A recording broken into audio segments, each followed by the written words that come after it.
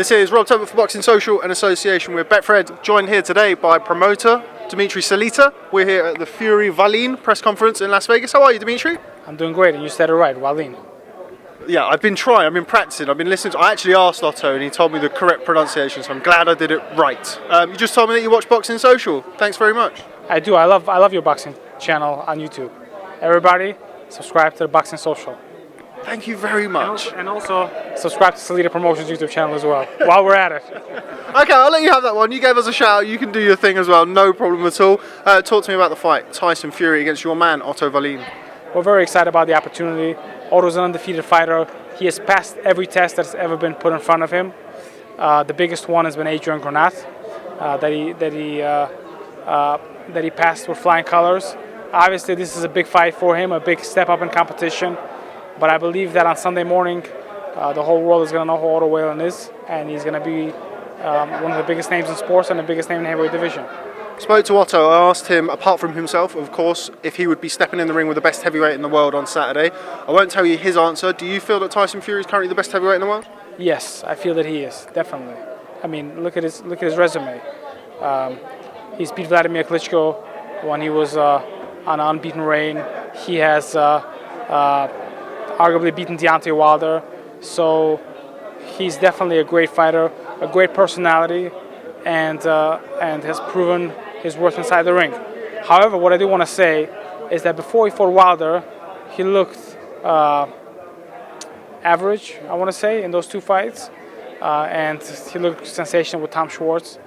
But I think that had to do, well, obviously Tyson is a very good fighter, but I think that Tom's style and his hesitance had to do with it. I think that he went to a shell and he was intimidated by the atmosphere. Otto, with the different things that have been happening in his life, feels very motivated and inspired, and feels that he deserves to be here, and is going to put on a great performance on Saturday night. I'm very confident of it, and most importantly is that he's very confident of it, and he's put in the work physically and mentally to be here and to be successful. You were a fighter yourself. You know what it takes to reach the top of the sport, to take those jumps up in levels. As a fighter, how do you know if you're ready before the fight actually happens? This is, by your own admission, by Otto's own admission, a huge step up in levels for him. How do you know that he is ready? Well, Otto has trained in the United States for the last 3 years. He's boxed, sparred with some of the best fighters in the division, some of the best fighters in the game. Although obviously sparring is different, but it's not that much different. Meaning that if you're able to mentally deal with the pressures of fight night, good tough sparring brings you pretty close to that level. So I feel that it is a step in competition. I feel that for Tyson Fury, we don't know what mindset he's going to be in. We don't know if he's going to think this is another Tom Schwartz. And in the locker room, walking in that ring, feeling that this is just another night at the office, easy fight.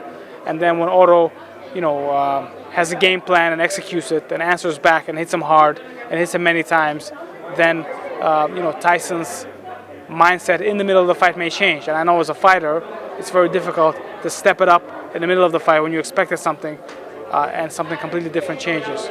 So we'll see what happens. But I really believe in all those chances. And again, I think that people are underestimating him because they don't know enough about him. But that can play to our advantage, and I think Otto's going to do a great job. Do you need Tyson Fury to have quote-unquote an off night on Saturday night? Well, Otto prepared for the best Tyson Fury, and we're going to see the best Otto Wallin on Saturday night, and we prepared, Otto prepared for the best Tyson Fury, so he's prepared mentally and physically to beat the best Tyson Fury. So it's very difficult to predict who's going to show up and what's going to show up, but I know that Otto's prepared physically and mentally, and he's going to do a great job. They also look after a certain Jarrell. Sure for Friday night? Yes, all set. Where you going? I'm going to come out of MGM.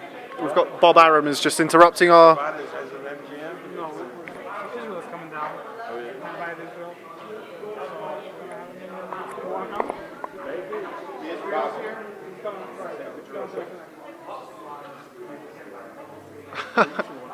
So what I want to say is, Bob Arum. 1-3, right here, Bob. Bob should come into the interview. 1, 2, Let him 3. All right. Mr. Aaron, Thanks. can you join us on Boxing Social? So Mr. Aaron was my first promoter, and from very early in my career, I got a chance to see what a real professional company functions like. And now, when I started doing my own business, I had a chance to remember and to incorporate some of the things that I saw with Top Rank. So it's a great honor for me to have been able to talk on the phone and make a deal with Mr. Aaron, and to now be on the same stage with him and to do this interview. It's a great honor, and I really appreciate this opportunity. You're welcome. Thank you. The promoter I learned the most from when I first started was Muhammad Ali, the greatest promoter in history. I'm glad Dmitry has said what he has, that he learned from the second best promoter, Yes, that is myself. All right, we had a good time. I love Dmitry. He's doing a great job in boxing. I'm really proud of him. We need more people in the sport like Dmitry. He was a courageous fighter, not great, but courageous, and he's a really terrific promoter. Thank you. So I was doing an interview with BT Sport, and they said, you were a good fighter, but I think you're going to be a great promoter. And I said, I take my fighting career, I'm very sensitive about my fighting career, so watch it. Bob, you taught him everything he knows. Did you teach him everything that you know?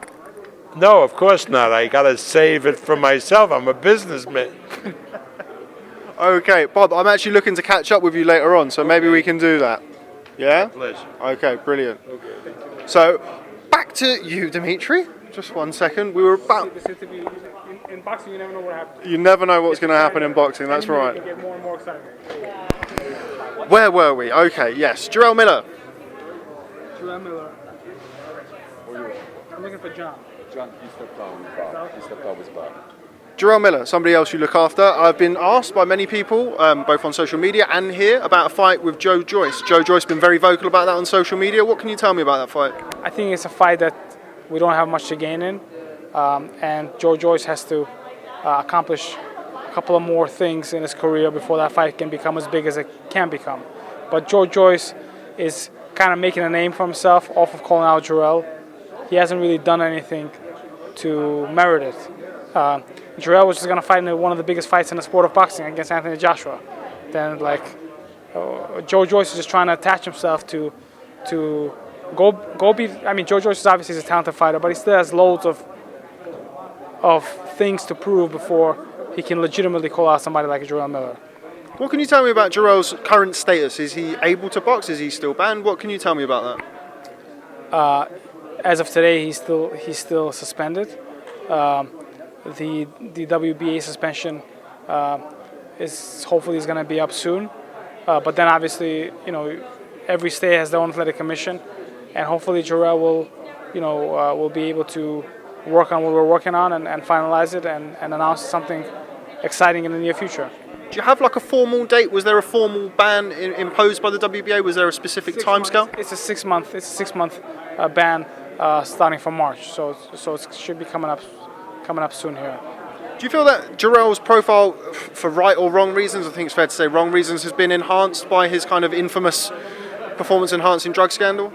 Well, I think that Jarrell has been, climbing up the popularity ranks with his wins, fighting on Showtime, fighting on HBO, fighting on DAZN, then obviously participating to the midpoint of one of the biggest fights in heavyweight boxing, obviously raised his profile. He has a great personality. I also think that with him not being able to fight June 1st and re-scoring the big upset, people thought to themselves, wow, there could have been a world champion from Brooklyn, New York, somebody to follow in the footsteps of Mike Tyson and Riddick Bowe. And it's very exciting for people to imagine that possibility. And I think that Jarrell would have done even a better job than Andy Ruiz.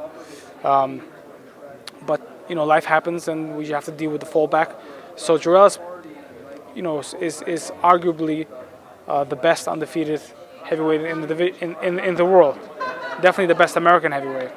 Deontay Wilder? Deontay Wilder, maybe Deontay Wilder. But I think that once he gets back in the ring, once he gets back rolling, the excitement is gonna flare up again, and we're gonna have big fights in the foreseeable future. I've met Jarrell on a number of occasions. I've interviewed him, I've spoken to him, I liked him. I found him very, very interesting, very funny. I was not pleased with the fallout from the performance-enhancing drug scandal. I think it's fair to say that he's probably one of the most unpopular fighters in the UK currently. What are your thoughts on that? I think that boxing fans obviously have the right to be upset over what happened. I think that as a promoter, you lead the fight at certain opportunities and you do the best for them. And sometimes things in life happen that derail those opportunities, and then as an adult and you, as an individual, we make certain decisions, certain choices, and you got to live with that decision, that choice that you make. So, I mean, I understand it, and we'll see what happens in the future. We'll see how Jarrell's career progresses, the decisions that he makes, and how his relationship with the British fans will form for good or for bad. So only time will tell. Did you seek assurances as his promoter that he would be a clean fighter when he came back? I'm sorry, one more time? Did you seek assurances as his promoter to ensure that he was a clean fighter when he returns to the sport? Definitely. We want to enter him into a year drug program so that he can get tested on season and off season, and it's very important for him to reestablish that in the boxing community. I think that he said that himself. So that is a very important step in establishing the trust of boxing fans. But I do want to say that it is great for the sport of boxing that there's these testing organizations, and that hopefully will clean up the sport of boxing, because it's important that our sport is clean, and it's important that especially in boxing where fighters hit one another and dangerous sport, it's very important that prepared, well-trained athletes that only take legal supplements are going to the ring and fight one another. So it's good that the culture of testing is getting bigger and better. I'm very happy about that because I think it's important for the sport of boxing. Final question. Do you accept that Jarrell's reputation will be tarnished moving forward? Do he'll always have that lingering over him, the performance-enhancing drugs? I mean, that's really not for me to say. I think that he has to make a commitment to what he said before, and if he does what he does and wins and does it in a healthy, good way, maybe to some extent he'll be able to rebuild his reputation. But the relationship between fans and boxers is very individualized, and people can say different things, but it's something that just has to form and develop in a natural way. So we'll see what happens. Tyson Fury failed a drug test. Now he's fighting main event on ESPN in the United States of America. So people make mistakes, and sometimes they make the right decisions and the right choices to fix those. As I said, Tyson is the perfect example, and we're here at the press conference for that fight. So